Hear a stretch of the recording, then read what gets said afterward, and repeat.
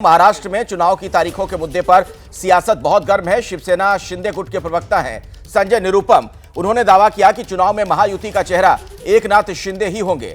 साथ ही संजय निरुपम ने विपक्ष पर हमला भी बोला। हमारे साथ बात करने के लिए शिवसेना प्रवक्ता व वरिष्ठ नेता संजय निरुपम जी हैं। निरुपम जी, चुनाव तारीखों का ऐलान होगा। काफ़ी समय से इंतजार चल रहा था कि कौन सा वो तारीख होगा जब विधानसभा चुनाव का ऐलान होगा। किस तरह से देखते हैं, आपकी तैयारी किस प्रकार की है और तारीखों का ऐलान होगा?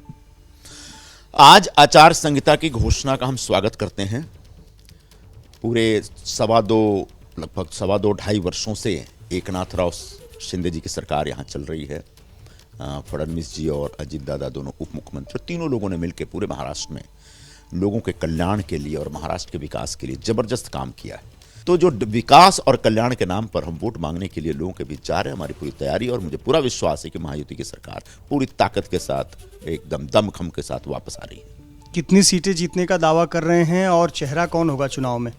चुनाव में निश्चित तौर पर शिंदे साहब चेहरा है, क्योंकि ये फैसला हो चुका है कि एकनाथ राव शिंदे जी के नेतृत्व में, उनके ही नेतृत्व में महायुति का चुनाव होगा और महायुति चुनाव मैदान में उतरेगी। तो मुख्यमंत्री श्री एकनाथ राव शिंदे जी के चेहरे पर, उनके नेतृत्व में एक पूरा चुनाव प्रचार का कार्यक्रम तैयार।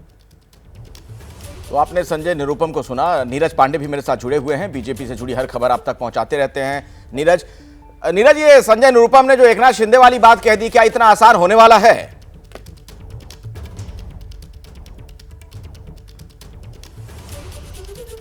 जो मुख्यमंत्री होता है ऑब्वियसली वो गठबंधन का चेहरा होता है, लेकिन हर पार्टी अपना चुनाव लड़ती है। भारतीय जनता पार्टी के वहाँ सबसे बड़े नेता इस समय देवेंद्र फडणवीस हैं, क्योंकि पार्टी का नेतृत्व सरकार के अंदर देवेंद्र फडणवीस कर रहे हैं। लेकिन जो चुनाव की लीडरशिप होती है वो प्रदेश अध्यक्ष उसको लीड कर रहा होता है। तो भाजपा अपना चुनाव लड़ेगी, शिवसेना अपना चुनाव लड़ेगी, एनसीपी अपना चुनाव लड़ेगी। लेकिन चूंकि गठबंधन के नाते एकनाथ शिंदे मुख्यमंत्री हैं, तो ऑब्वियसली मुख्यमंत्री तो चेहरा होते ही हैं। तो अभी ये ऑफिशियली कुछ घोषणा होने वाली नहीं है कि किसके नाम पे चुनाव होगा, किसके नाम पर चुनाव नहीं होगा, क्योंकि तीनों पार्टियां अपना अपना चुनाव लड़ेंगी, अपनी अपनी सीटों पर चुनाव लड़ेंगी और अपनी अपनी सीटों को जिताने के लिए काम करेंगे। लेकिन चूंकि गठबंधन में सब हैं, एक दूसरे के सहारे ही आगे बढ़ना है, एक दूसरे को वोट को ट्रांसफर कराना है, तो ये इंपॉर्टेंट हो जाता है।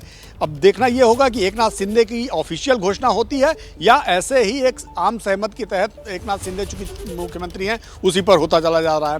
तो थोड़े दिन में ये समझ में आएगा। लेकिन आज महत्वपूर्ण बात ये है कि आज महायुति की वहाँ घोषणा होगी सीटों की। शाम तक सारे नेता दिल्ली फिर से पहुँचेंगे। कोर कमेटी की बैठक होगी कल सुबह। उसके अलावा कल शाम को केंद्रीय चुनाव समिति की बैठक भारतीय जनता पार्टी की होने वाली है और उसमें उन सीटों का निर्धारण होगा जिन सीटों को भारतीय जनता पार्टी चुनाव लड़ने जा रही है। अब तक जो जानकारी है 145 से 155 के बीच में कहीं भारतीय जनता पार्टी को सीटें मिलेंगी, कहीं 85 से लेकर 90 के आसपास एनसीपी शिवसेना पा सकती है सीट और करीब 50 सीटों के आसपास का जो खाका है वो एनसीपी के खाते में जा सकता है। तो अभी तक ये बिल्कुल, चलिए इंतजार करते हैं। अभी ये सब चीजें स्पष्ट होंगी आने वाले कुछ दिनों में। आज तो चुनाव की तारीखों का ऐलान होना है, उस पर हमारी नजर बनी हुई है। इस बड़ी खबर से जुड़ी हर जानकारी दर्शकों तक आगे भी हम पहुंचाते रहेंगे। फिलहाल नीरज, जैनेंद्र और अंकित, आप तीनों का बहुत बहुत शुक्रिया हमारे साथ जुड़ने के लिए।